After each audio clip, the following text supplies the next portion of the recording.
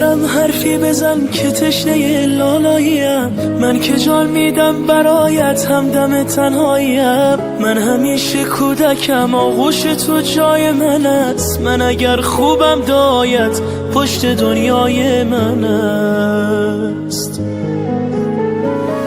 بوسه بر دستان گرمت میزنم شاه دلم، با حضورت خانه روشن میشود ماه دلم. هرچه میخواهد دلم پیش تو پیدا میشود، این همه خوبی چجوری در دلت جا میشود.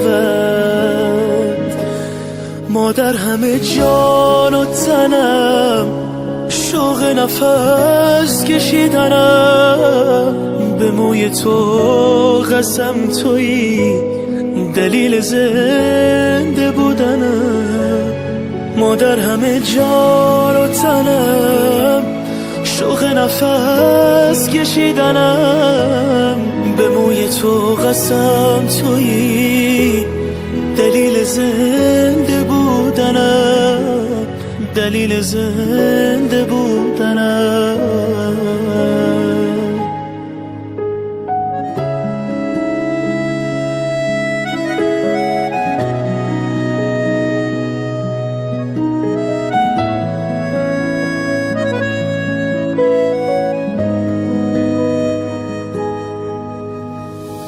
مادرم سنگ صبور بیقراری های من،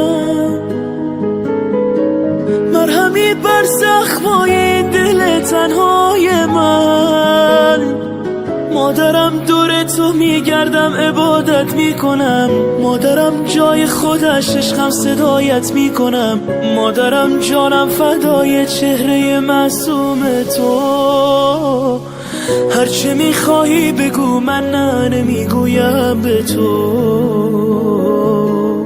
مادر همه جان و تنم، شوق نفس کشیدنم، به موی تو قسم تویی دلیل زنده بودنم.